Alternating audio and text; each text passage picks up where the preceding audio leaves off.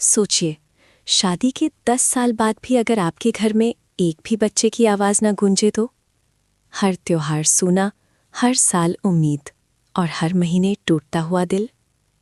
जब लोग ताने मारे और आईने में खुद से नज़र मिलाना मुश्किल हो जाए, क्या प्यार इतना मजबूत होता है कि वो इस खालीपन को सह सके?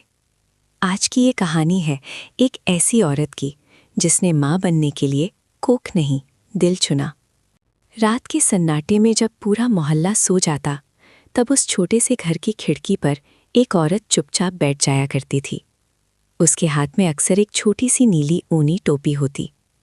उसने वो टोपी 10 साल पहले बुनी थी, उस दिन जब उसे पहली बार लगा था कि शायद वो माँ बनने वाली है। वो दिन उसे आज भी याद था। उसने पूरे घर की सफाई की थी, रसोई में उसकी पसंद की खीर बनाई थी।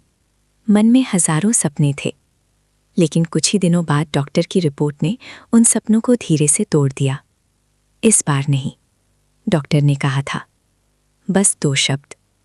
लेकिन उन 2 शब्दों ने जैसे उसकी पूरी दुनिया बदल दी। शादी के शुरुआती साल कितने सुंदर थे। दोनों देर रात तक बैठकर भविष्य की बातें करते, बच्चों के नाम सोचते। कभी बेटा हुआ तो क्या नाम रखेंगे, बेटी हुई तो क्या। वो अक्सर कहती, अगर बेटी हुई तो मैं उसे बिल्कुल तुम्हारी तरह हंसमुख बनाऊंगी। वो मुस्कुराकर कहता, और अगर बेटा हुआ तो उसे तुम्हारी तरह जिद्दी नहीं बनने दूंगा। दोनों हंसते और सपनों का घर और मजबूत हो जाता। लेकिन समय धीरे धीरे उम्मीदों की दीवारों में दरार डालता गया।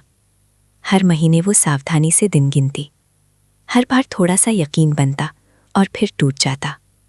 वो खुद को दोष देने लगी। आईने के सामने खड़ी होकर अपने आप से सवाल करती, क्या कमी है मुझ में? पति उसे समझाता, कमी किसी में नहीं है, बस वक्त हमारा साथ नहीं दे रहा। डॉक्टर बदले गए, दवाइयाँ बदली, इलाज हुआ। मंदिरों में माथा टेका गया, दुआएं मांगी गईं। रिश्तेदारों ने घरेलू नुस्खे बताए, ये खाओ, वो करो, इतना मत सोचो। लेकिन कोई ये नहीं समझ पाया कि वो सोचती नहीं थी, वो टूटती थी। धीरे धीरे समाज का व्यवहार बदलने लगा। शादी के फंक्शन में लोग बच्चों को गोद में लेकर उसके सामने आ जाते। कोई हंसते हुए कह देता, अरे तुम कब खुशखबरी दे रही हो? वो मुस्कुरा देती, मगर उसके अंदर जैसे कोई चुभन गहराती जाती। एक दिन पड़ोस में बच्चे का जन्म हुआ। ढोलक बजी, मिठाइयाँ बंटी। उसने भी मिठाई खाई और कमरे में आकर फूट फूट कर रो पड़ी।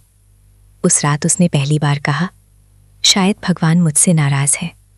पति ने तुरंत जवाब दिया, अगर भगवान तुम्हें दुख दे रहे हैं तो वो मुझसे भी नाराज है, क्योंकि तुम्हारा दुख मेरा है। उसकी आंखें भर आईं, मगर मन का खालीपन अब भी वैसा ही था। समय बीतता गया। उसने बच्चों के कपड़े खरीदना बंद कर दिया। नीली टोपी अब भी अलमारी में रखी थी, जैसे उम्मीद की आखिरी किरण। एक दिन पति ने कहा, चलो कहीं दूर चलते हैं। वे शहर से दूर पहाड़ियों पर गए। ठंडी हवा, शांत वातावरण। वहीं पास एक छोटा सा अनाथालय था। वे बस यूं ही अंदर चले गए। आंगन में कई बच्चे खेल रहे थे। कोई पतंग उड़ाने की कोशिश कर रहा था, कोई जमीन पर बैठकर रंग भर रहा था। एक कोने में वही छोटी सी बच्ची मिट्टी से घर बना रही थी। वो पास गई। क्या बना रही हो? बच्ची ने कहा, घर, लेकिन इसमें कोई नहीं रहता, सब चले जाते हैं। क्यों? उसने पूछा। क्योंकि कोई मुझे लेने नहीं आता, बच्ची ने बहुत साधारण सी आवाज में कहा। उसकी सांस अटक गई। पति भी पास आ गया। बच्ची ने अचानक पूछा, आप मेरे मम्मी पापा बनोगे? उस सवाल ने जैसे उनके 10 साल के खालीपन को एक नाम दे दिया। उस दिन वे देर तक वहीं बैठे रहे, बच्चों के साथ खाना खाया, खेल खेले। जाते समय बच्ची ने उसका हाथ कसकर पकड़ा। फिर आओगे ना?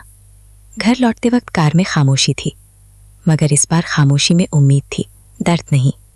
रात को उसने कहा, अगर हम किसी की जिंदगी बदल सकते हैं तो क्यों ना बदलें? पति ने तुरंत कहा, मुझे डर था कि तुम ये बात कभी नहीं कहोगे। कानूनी प्रक्रिया शुरू हुई। कागजी काम, जांच, इंतजार, सब आसान नहीं था। समाज ने फिर बातें बनाई। दूसरे का बच्चा, कल को बड़ा होकर बदल गया तो? इस बार उसने सिर उठाकर कहा, प्यार खून से नहीं, परवरिश से बनता है। कुछ महीनों बाद वो दिन आया। छोटी सी बच्ची उनके घर आई, दरवाजे पर खड़ी होकर बोली, क्या मैं सच में यहाँ रह सकती हूँ? मुझे वापस तो नहीं भेजोगे? वो झुककर उसे गले लगा ली। अब ये घर तुम्हारा है, हमेशा के लिए। घर बदल गया। सुबह अब अलार्म से नहीं, मम्मी उठो से होती। रसोई में छोटे छोटे कदमों की आहट गूंजती। दीवारों पर रंगीन पेंसिल से बनाए चित्र दिखते। पहली बार जब बच्ची ने उसे मम्मी कहा तो वो चुपचाप कमरे में जाकर रोई, मगर इस बार आंसू खुशी के थे। धीरे धीरे बच्ची खुलने लगी। पहले वो डरती थी कि कहीं उसे वापस न भेज दिया जाए। रात में उठकर देखती कि मम्मी पापा वहीं हैं या नहीं। एक दिन उसने डरते डरते पूछा, अगर मैं शरारत करूं तो आप मुझे छोड़ दोगे? उसने तुरंत कहा, नहीं, मम्मी पापा छोड़ते नहीं, समझाते हैं। वो बच्ची धीरे धीरे मुस्कुराने लगी। उसका डर खत्म होने लगा।